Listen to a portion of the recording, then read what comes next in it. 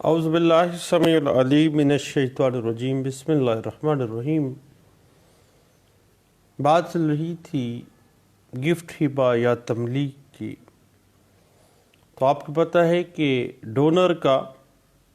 ڈونی کو بلا بدل کوئی چیز دینا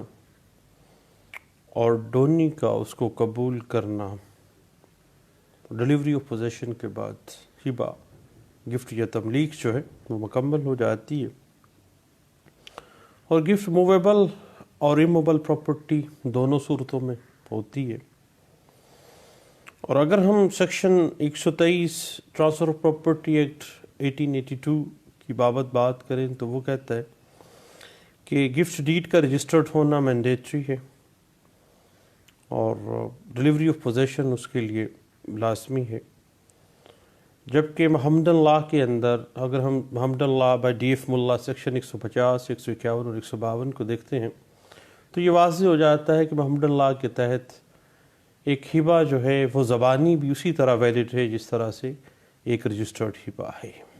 یہی ایک فرق ہے محمدن لاء اور ٹرانسفر آف پراپرٹی ایکٹ 1882 میں۔ اور جہاں تک بات آ جاتی ہے صاحب section 123 transfer of property act 1882 کی، تو اس کا ایکسکلوژن ہمیں مل جاتا ہے section 129 transfer of property act 1882 میں۔ اور آپ کو پتہ ہے وہ واضح ہو جاتا ہے کہ section 129 transfer of property act 1882 واضح کر دیتا ہے کہ سیکشن 123 جس میں ٹرانسفر آف گفٹ پراپرٹی کا ایفیکٹ ہے ہرگز اسلامی قانون کے تحت ہبہ پر اثر انداز نہیں ہوگی، یعنی اگر گفٹ پراپرٹی کو رجسٹرڈ نہیں بھی کروایا گیا تو کوئی ایفیکٹ نہیں ہے۔ Section 129 transfer of property act 1882 واضح کر دیتی ہے۔ اور اس طرح سے section 129 transfer of property act 1882 جو ہے وہ section 123 transfer of property act 1882 کی جو قدغن ہے اس سے محمدن لاء کے تحت کیا گیا جو گفٹ ہے اس کو ایکسکلوڈ کر دیتی ہے، اس کی ایکسیپشن میں لے جاتی ہے۔ یعنی سیکشن 129 جو ہے ٹرانسفر آف پراپرٹی ایکٹ 1882 اسلامی قانون کے تحت جو پراپرٹی کا ہبہ ہے وہ اس ایمبٹ سے اس کو ایکسکلوڈ کر دیتی ہے۔ اب جہاں تک ہم اسلامک لاء میں ہم دیکھتے ہیں کہ گفٹ کے انگریڈینٹس کیا ہیں، اسینشیلز کیا ہیں، تو تھوڑا سا فرق ہے۔ جس طرح سے ٹرانسفر آف پراپرٹی ایکٹ 1882 میں بھی اسینشیلز بیان کیے گئے، تھوڑا سا فرق یہ ہے کہ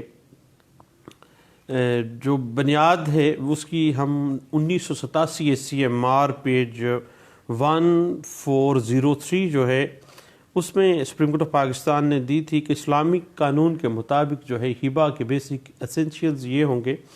کہ ڈونر کی طرف سے آفر کی جائے گی اور ڈونی کی طرف سے واضح طور پر یا امپلائڈلی ایکسیپٹنس کی جائے گی اس ہبہ کی۔ اور تیسرا یہ ہے کہ ڈیلیوری آف پوزیشن جو ڈونر ہے وہ ڈونی کو ڈیلیوری منتقل کر دے گا۔ اگر یہ تینوں شرائطیں مکمل ہو گئی ہیں تو محمدن لاء کے تحت جو ہے ہبہ مکمل ہو گیا ہے، لیکن ٹرانسفر آف پراپرٹی ایکٹ میں مکمل نہیں ہوتا۔ وہاں پہ آپ کو پتہ ہے کہ سیکشن 123 جو ہے وہ واضح کر دیتی ہے کہ رجسٹریشن بھی ہوگی۔ اور محمدن لاء کے تحت جو بیسک اسینشیلز ہیں اس کے تحت اگر کوئی ایک شرط بھی ایک اسینشیل بھی مکمل نہیں ہے نا، کیس میں مکمل نہیں ہوتا ہے، تو پھر یہ کوئی فرق نہیں پڑتا کہ دستاویز ڈیڈ جو ہے ہبہ نامہ جو ہے یا گفٹ ڈیڈ جو ہے وہ رجسٹرڈ ہوئی ہے یا نہیں ہوئی ہے۔ بھائی انگریڈینٹس مینڈیٹری ہیں، اس کے بغیر قطعی صورت آپ آگے نہیں جا سکتے ہیں۔ اس حوالے سے 2010 CLC پیج 1895 1987 SCMR پیج 1403 جو ہے اس میں بنیاد بنا دی گئی اس بات کو، فل بینچ تھا، اور اسی بات کو 2003 CLD پیج 646 1977 SCMR پیج 154 اور 2010 CLC پیج 1861 میں، اور PLD 2011 Peshawar high court page 10 میں، اور 1989 CLC پیج 698 اور PLD 1973 Peshawar high court page 63 میں، اور 1988 CLC پیج 2023 میں بھی اس بات کو واضح کیا گیا تھا۔ اب بات تو صاحب کھل گئی کہ محمد لاء کے تحت جو تحریر بھی ضروری نہیں ہے، رجسٹریشن بھی ضروری نہیں ہے، البتہ ڈیلیوری آف پوزیشن جو ہے وہ مینڈیٹری ہے، اور رجسٹریشن سے کوئی فرق نہیں پڑتا۔ اگر قطعی صورت، یہ بات ذہن میں رکھیے گا، ایک بڑا معاملہ بارڈر لائن پہ چلا جاتا ہے کہ جو اسینشیلز ہیں ہبے کے، وہ لازمی طور پر پورے ہونے چاہیے، اور زبانی یا غیر رجسٹرڈ ہبہ اگر محمد لاء کے تحت کیا بھی گیا ہے تو وہ کوئی ایفیکٹ نہیں ہوگا۔ اس بات کو 1995 MLD پیج 1606 میں، اور اس کے علاوہ PLD 1975 Lahore high court page 1399 میں، اور 1998 CLC پیج 796 میں، اور اس کے علاوہ ایک لینڈ مارک ججمنٹ ہے جو کہ PLD 1977 SCMR page PLD 1977 supreme court page 154 ہے، اور اگر 1977 SCMR میں اس کو دیکھنا چاہیں تو پیج 158 ہے۔ اور اسی بات کو واضح کر دیا گیا کہ جو سیکشن 123 ہے transfer of property act, that will not apply to the gift under Mohammedan law. Acceptance of such property in writing by donee is not essential. Islamic law میں کوئی تحریر، کوئی رجسٹریشن مینڈیٹری نہیں ہے، زبانی بھی اسی طرح۔ صرف اور صرف آپ نے کیا ایک کام کرنا ہے، وہ ہے اس کے اسینشیلز کو مکمل کرنا۔ اس بات کو جب 1977 SCMR پیج 154 میں انٹرپریٹ کیا گیا تو اس کے بعد اسی کیس کو ریوزٹ کیا گیا تھا 2003 CLD پیج 646 میں۔ اور البتہ ایک بات ذہن میں رکھیے گا کہ section 123 transfer of property act 1882 کی بنا پر آپ کو پتہ ہے کہ موبل پراپرٹی کا ہبہ کیا جاتا ہے،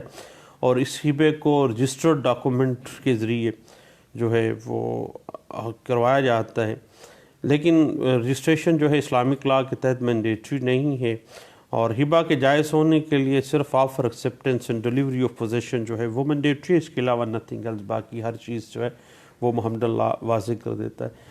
کہ ضروری نہیں ہے، اور سیکشن 123 جو ہے وہ باہر نہیں کرے گی قطعی صورت، اور 129 جو ہے